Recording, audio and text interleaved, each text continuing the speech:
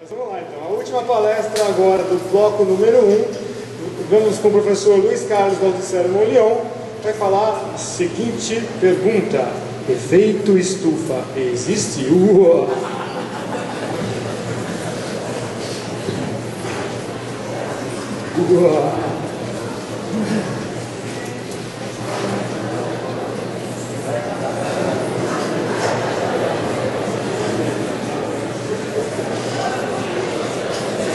Lembrando então que a transmissão está ao vivo no site fakeclimate.com e no climagel.com. Professor, todo seu. Muito obrigado.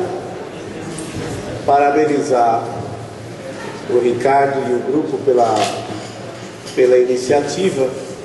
Acho que nós estávamos precisando um pouco disso. E o quadro de abertura é pintado em volta de 1670, em que o rio Tâmisa ficava congelado e se fazia feiras em cima desse rio. Quer dizer, parece que já esteve um pouco mais frio do que antes, né? Uma rápida revisão: quando a gente fala numa situação como essa, certamente existe um pouco de repetitividade, mas é ótimo porque aí vocês gravam na cabeça o que está acontecendo. Então, claro que o clima já esteve muito mais quente, muito mais frio do que o atual. E os cilindros de gelo da estação de Vostok são um testemunho bastante interessante. Lembrar que anel de árvore, gelo, cilindro de gelo não é termômetro. Muitas vezes as pessoas ficam discutindo o décimo do grau em cima do cilindro e na realidade é apenas um indicador qualitativo de como estava o clima. É uma ideia bastante interessante. Você pega, como o caso Vostok, que tinha uma capa de gelo de 3.600 metros de espessura, pega uma broca oca, tira o cilindro. Nesse cilindro você tem bolhas de ar que estão aprisionadas, faz a análise química das bolhas de ar, data o cilindro por um outro método e você tem aí uma possibilidade de recompor, nesse caso de Vostok, até 420 mil anos atrás. Existem alguns glaciologistas que não concordam com isso, porque não acham que a bolha ia passar lá 420 mil anos sem reagir, principalmente porque existem carbonatos que caem com a chuva e tudo mais. Então, alguns discordam disso. Mas se a gente partir do princípio que isso aí é válido como testemunho de clima, para você atualizar suas referências bibliográficas, Geraldo, Nature, 19/11/2009, há um ano atrás. Então, esse cientista, para você, a Nature, eu fiquei até estupefato de ter visto isso. Alguns cientistas mostraram, esse aqui é o interglacial presente, e aqui temos, como foi dito, uma era glacial, 2 eras glaciais, 3 eras glaciais, e temos aqui os interglaciais de 130, 240 e 360 mil anos atrás, que mostram claramente, então, que as temperaturas estiveram 6 a 10 graus mais elevadas do que a atual. E não vai dizer que o homem lançava algum carbono, certamente de um churrasquinho que ele fosse fazer de macaco, mas certamente não seria. A curva em azul é o CO2 e vocês percebem que ela não passa de 300 ppm. Então aqui nós temos uma evidência de que o CO2 não controla o clima global, não controlou no passado, não controla no presente. E um detalhe também: cada cilindro daquele que vocês viram representa da ordem de 200 anos, porque leva tempo para acumular gelo.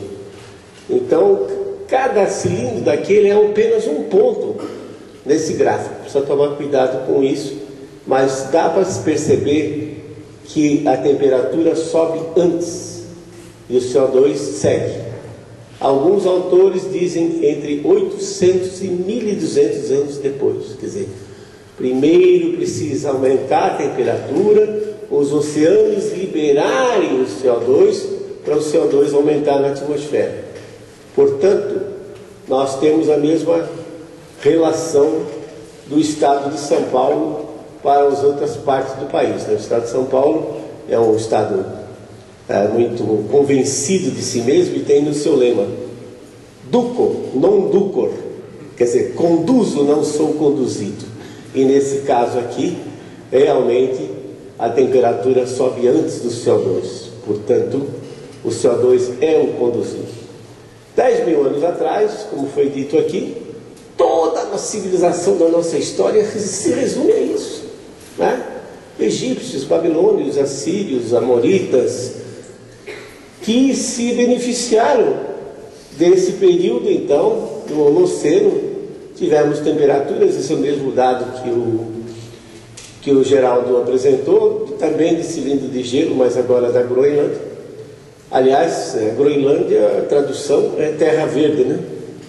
Então, e o ótimo do Holoceno, então, temperaturas mais elevadas, da ordem de 4 graus centígrados mais elevadas. Notem que a curva de tendência depois desse ótimo é uma de redução. Passou por um período minuano quente dessa civilização de Creta, em que dizem que foi aqui começou a era do bronze, né? Os romanos, que puderam dominar durante praticamente 600, 700 anos a Europa, que foram beneficiados por um clima quente, porque na hora que começou a esfriar, Constantino mudou a capital para Bizâncio, e mesmo assim os nórdicos começaram a invadir e acabaram com o Império Romano por conta da fome. Porque enquanto está quente, está tudo legal, todo mundo está de barriga cheia. Começou a esfriar, falta comida, aí o cara prefere morrer lutando do que ficar morrendo de fome.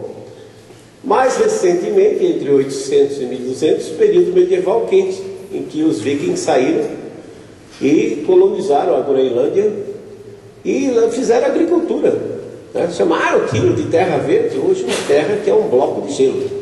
Então o clima deveria estar favorável. Passamos pela era glacial e nós estamos praticamente aqui.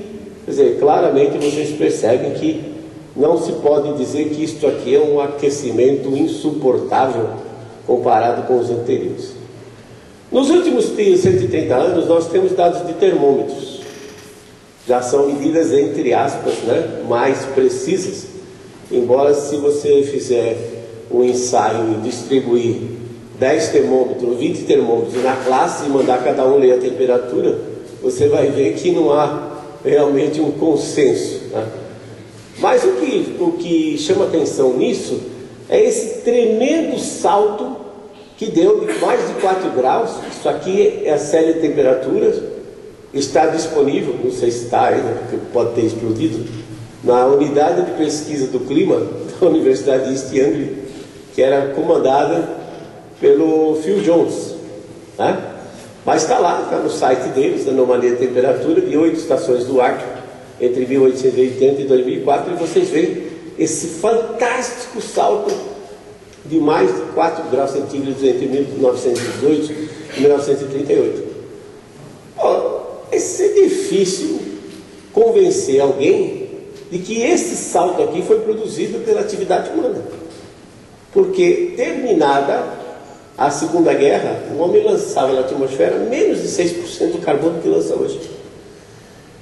Então isso deve ter tido uma causa natural que levou então ao maior aumento de temperatura que nós temos registro nesses últimos 130 anos no Ártico. E logo depois da guerra, em que os aliados tomaram as indústrias dos italianos, dos japoneses e dos alemães, que começou realmente um processo acelerado de industrialização, começou-se a queimar mais petróleo, emissões aumentaram, a temperatura na realidade diminuiu.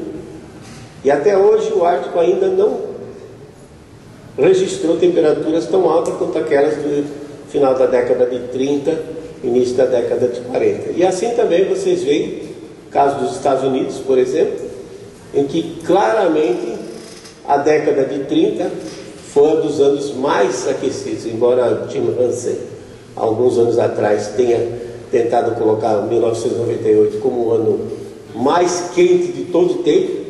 A compressão da comunidade científica foi tão grande que ele voltou a colocar 1934 como o grande líder, e dos 10 anos mais quentes daquela lista dele, 8 estão dentro da década de 7 dentro da década de 30 e 1 na década de 20, indicando claramente que nós tivemos condições mais quentes no passado. A que se deve isso? Qual a explicação desses aquecimentos antes do homem colocar muito carbono, se é que isso é muito, no ar? O Sol, claro. Você vê aqui, o Sol tem um ciclo de 11 anos de manchas solares, e temos também, percebam que os ciclos não são regulares, quer dizer, a cada 90, 100 anos, o Sol apresenta um mínimo, por coincidência, no início de cada século. Agora estamos num novo mínimo, já começou em janeiro de 2008, e deve persistir pelos próximos 22 anos. Conforme você pode ver, os ciclos aparecem em dupla. Esse ciclo é chamado ciclo de Gleisberg. Ninguém sabe ao certo, é na ordem de 90, 100 anos, mas ele se repete a cada início de século. Percebam aqui, ó, na primeira metade do século XX, o Sol atingiu o máximo de atividade, e o ano geofísico solar foi desenhado para captar esse máximo que o Sol estava subindo. Então, felizmente tiveram sorte, né? Mas não tinham a instrumentação adequada, completa, para entender as interações. Mas na primeira metade do século XX, então, houve um aumento da atividade solar, o Sol produziu mais energia, e uma coincidência incrível, que ele tira o seu ponto de vista geológico. Aqui você tem duas tirinhas de atividade vulcânica, desde 1600 até 1800, de 1800 até 2000. Olhem, esses dados estão no CENIAC, né? Estão disponíveis na internet. Vejam esse período aqui, que praticamente não houve nenhuma grande erupção vulcânica, ou seja, de 1915 até 1956, a atmosfera ficou muito transparente, e pela coincidência de ter havido um aumento na atividade solar, aumentou a incidência de radiação solar na superfície e provocou aquele tremendo aquecimento. Quer dizer, são coincidências que são difíceis de ocorrer no futuro, certamente.